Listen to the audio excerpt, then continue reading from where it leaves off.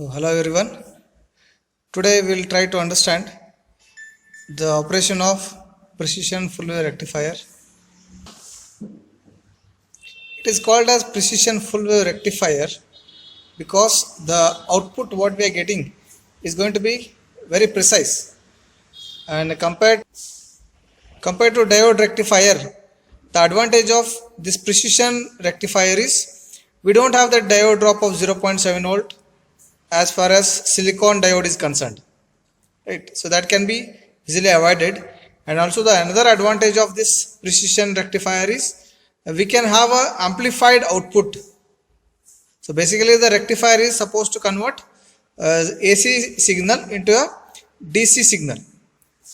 Okay, so here we are able to do that operation of AC to DC conversion without any diode drop, and also we can able to increase the amplitude of the output.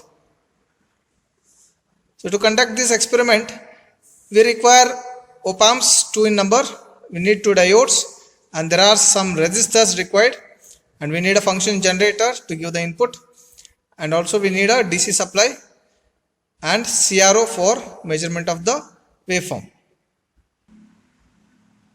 So this is the circuit of precision full wave rectifier, wherein we can see that we are using 2 op amps basically which are connected in the inverting amplifier configuration, and we can see that there are 2 diodes used, D1 and D2, at the output of op amp 1, first op amp. Okay, and from this full wave rectifier we are expecting such an output waveform. So we can see that V1 is the output of op amp 1 and V2 is the output of op amp 2. So totally the overall output we can expect as a precision full wave rectifier. Means, for example, if you are giving a 0.5 volt input, so output also we are going to get 0.5 volt peak only. And the same thing can be also understood using the transfer characteristics. It is the graph of variation of output voltage with respect to input voltage. So this is the design of precision full wave rectifier, and here we have considered 2 cases. The first case is with the gain equal to 10. So as I said earlier itself, here the output voltage can be amplified, and here the amplification factor is considered to be 10, and for that all the resistors here connected to the circuit, that is the feedback resistors and all other resistors, are taken to be 10 kilo ohm, and except the input resistor, the input resistor is considered to be 1 kilo ohm, and the gain of the precision full wave rectifier can be calculated by the product of the gain of individual op amp circuits. Okay, so that's what is shown here. Minus RF by RI is the gain of the first op amp, and minus RF by RA is the gain of the second op amp. So when you substitute the values of resistors there, so we are going to get the gain as 10. Okay, that is first case. Similarly, if you don't want any amplification, you just need the rectified output without any amplification, so that's also possible. We can make the gain of the circuit as 1, right, by selecting all values of the resistors in the circuit equal. If you use equal value of resistors for all the resistor components of the circuits, then we are going to get the gain of the circuit as 1. Okay, and we can take the readings, or we can take the tabular values as shown in the tabular column. Theoretically, based on the given input, whatever input we are giving, we can calculate the theoretical value, that is the output we can expect as gain times of input voltage, and for that practically how much we are going to get, that we can see from the experiment, right? So as per the circuit diagram what I have shown earlier, we have connected this circuit. for precision full wave rectifier. So we can see that there are two diodes here. So this and this.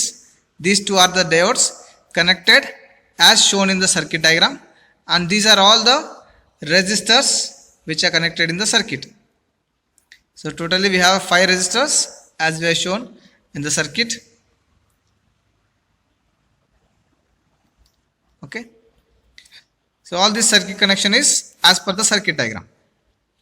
And I have considered here, let us say initially let us try to check the output for no amplification.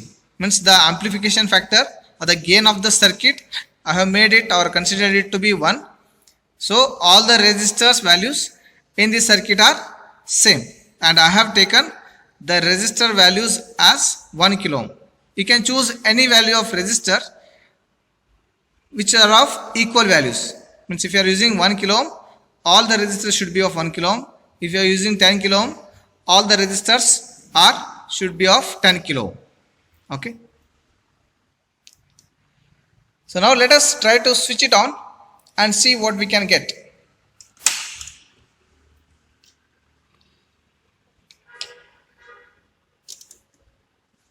So this is the function generator which is used to give the input signal. The sinusoidal or the AC input signal will be given by this function generator. And this is the power supply. So this is a fixed voltage power supply. So here we are giving a plus or minus 12 volt input to the power supply to the op amp. Okay. So we can see that channel 1 is connected to the input and channel 2 is connected to the output. So we can understand that, or we can see that the channel 1 and channel 2 both are given a scale of 0.5 volt. Both are said to be to the scale of 0.5 volt. So we can understand from that the input voltage given is 0.5 volt. Okay. So input voltage is set is 0.5 volt. And for that, the output what we are getting, we can see that the output is also 0.5 volt. Correct? So if you want, you can just overlap the input and output waveform to understand how the rectification is happening. Am I right? For both positive half cycle of the input as well as for the negative half cycle input, we are getting a positive output. Alright. So that's how we are getting a rectified output voltage. And we can understand here that there is no amplification. The amplitude of the output is same as input without any amplification. But there is a rectification happening. The AC is converted into a DC. Even though it is not a pure DC, at least we are getting a pulsating DC at least. So using the capacitor filters and all, we can convert this pulsating DC into a pure DC also. Okay. So I hope you understood how the AC signal is converted into a DC signal. So this is for the gain of 1, wherein all the resistors are of equal value. Now let us try to increase the gain of the output. So by changing the value of resistors. So let us now take resistor values, the feedback resistor values as 10 kilo ohm except the input resistor as we have designed. So input resistor will keep it as 1 kilo ohm only. Rest all resistors, remaining 4 resistors, will change it as 10 kilo ohm, so that the gain of the circuit is going to become 10. Okay, as you can see now, the input resistor which is in green in color, since the color code is not clearly visible, I can just say the color of the resistor, it is green in color, and all other resistors maybe in cream colors. So all those are 10 kilo ohm except the input resistor which is of 1 kilo ohm. So with this combination of the resistors, we are going to get a gain of 10. Okay, that means the output will be multiplied or amplified by 10 times that of the input. Okay, and the input signal we have not yet changed.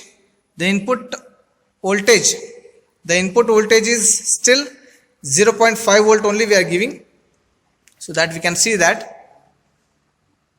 So the input the channel 1 is the input, so channel 1 is set as 0.5 volt, that is now the input amplitude is 0.5 volt, whereas channel 2 is set as 5 volt, means one box of channel 2 is going to give 5 volt.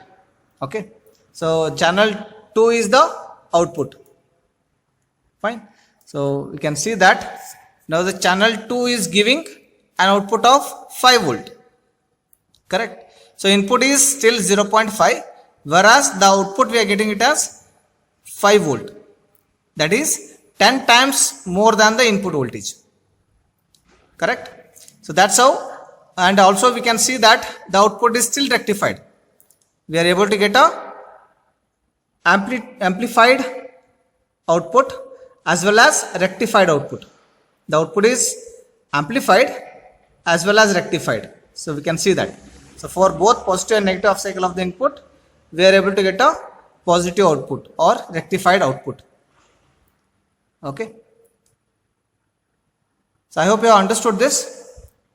It's very simple procedure, and whatever readings we are going to get, so that we have to note down in the tabular column as I have shown in the earlier.